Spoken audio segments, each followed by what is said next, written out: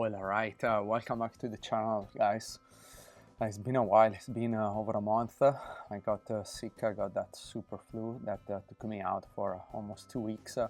No training, no nothing, just resting, recovering.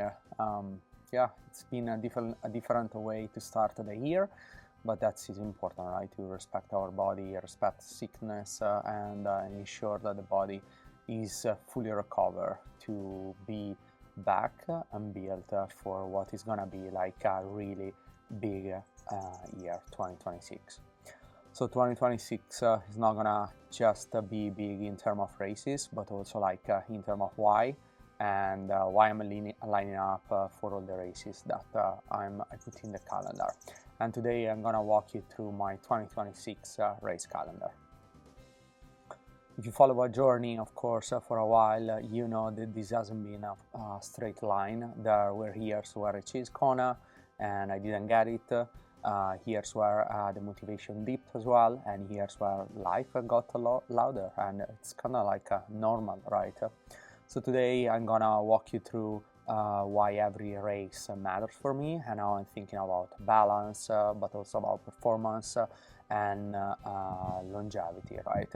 And this is not just a list, it's more a roadmap for me. So what's gonna be the first one? We are kicking things off at Oceanside 70.3 at the end of March, and as you know, Oceanside is one of those races that doesn't give you anything for free. The water is pretty cold, the bike course is honest, is surprisingly slower for what is the elevation gain, and then there is always like a really good strong competition. So it's a true early season gut check in my opinion. And Oceanside for me is not about perfection, right? It's about execution. You want to show up fit, you want to race smart, and you want to set in the tone for what is the rest of the year. And also this is where I see what the winter work really built. Then after that one, after Oceanside, the next one it's different and is the Boston Marathon. As you know, I love Boston in general, as a city, as the teams that are in Boston. And Boston again is just not a race, it's history, it's emotion, it's respect for the sport. And as a triathlete, when I step into that course, it's always more than about a PR, right?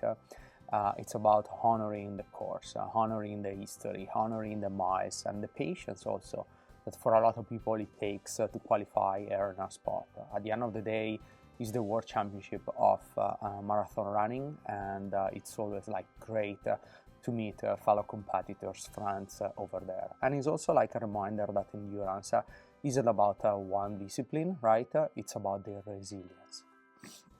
And after Boston, what we're gonna do is we pivot back into triathlon training and racing with something new in the calendar, that is Omaha 70.3 in Nebraska. Omaha, I think, is a sneaky race because there's gonna be a lot of heat, humidity, and I think the course also is gonna force you to stay really honest. And the race why I selected is because I wanted to build the momentum, right? It's not the peak, but is where fitness turns into confidence, I would say. And I'm gonna use, of course, Omaha 70.3 to sharpen my my race preparation, to check everything that I'm doing so far, and then dial in the pacing before the final summer stretch, and of course with the heat that we're gonna be having here in Orange County that I already experienced last summer, is gonna be like a perfect way to understand more and more my preparation to compete and race properly in the heat. And then we're heading to Santa Cruz 70.3. Santa Cruz, I think, is a special race. I raced it 2 years ago. It's technical, it's fast, and I believe it rewards the athletes that wants to race with precision, right? And at this point of the season in September, it's not guesswork anymore. I'm gonna know where my fitness is, and I know what's gonna work. And also is the final checkpoint before the big dance.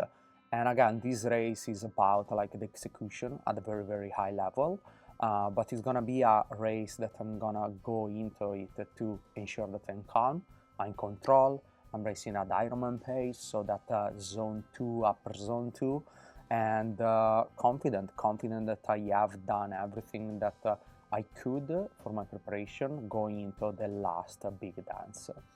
And you already know which one it is. The big dance is gonna be in Kona, the Ironman World Championship, October 10th of this year. This race has been part of my story for years, right? And this is not the success that I have the only time that I race over there in 2022, but also the time that I missed out, and the lesson that I learned of not getting there to race with friends and other competitors, right? And what I learned so far, I think Kona is not about the ego. It's also about respect.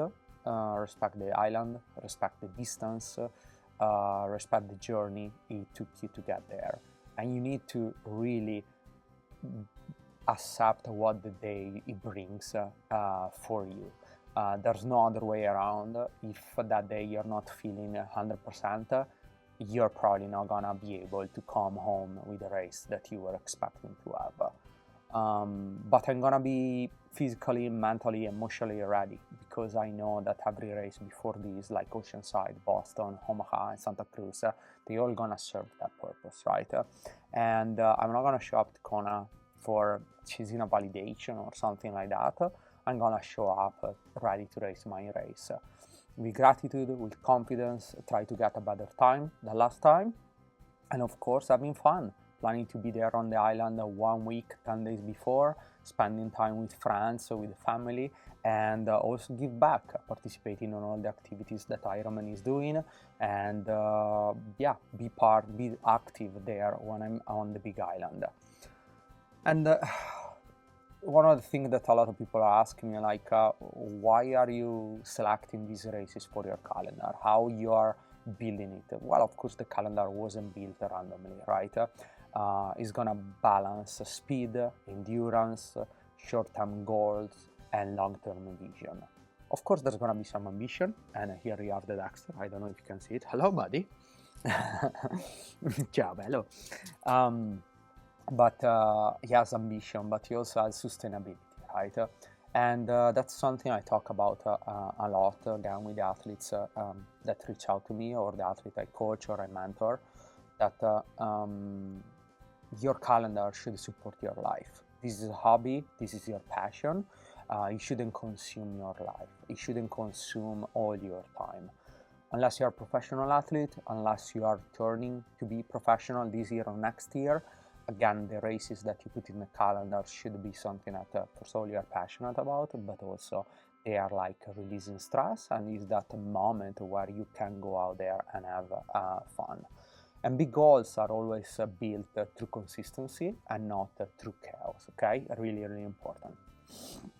And to wrap it up, I mean, if you're planning your own season right now, I hope really this gives you like a perspective in terms of how I selected these races, how I put everything together.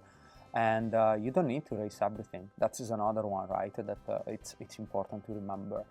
You're gonna hear so many people that are racing so many events during the year, but remember, it's you, and you need to race with intention, and you need to ensure that you are selecting the race that are for you, for your calendar, for your abilities, but also for your availability of time, travel, and budget.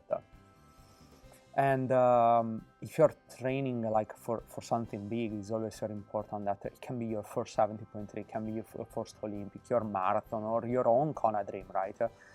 It's important that you do it for yourself. That is the most important thing that you always need to remember. And remember, I'm rooting for you, okay? So drop a comment on the section below and tell me what's the one race you're more excited about this year. And the why. I want to hear from you. I want to read your whys, because again, we do it for ourselves at our own pace, at our own rhythm, and this is something that it makes me proud that I'm sticking to my race calendar, and I'm always like proud that I'm able to say no. So see you out there. Thanks for tuning in. Next week I'm gonna be able probably to put out another training video with some action of swim, bike and run. So I hope you guys are gonna enjoy that one as well. And yeah, reach out if you have any question. And thank you for watching. Ciao.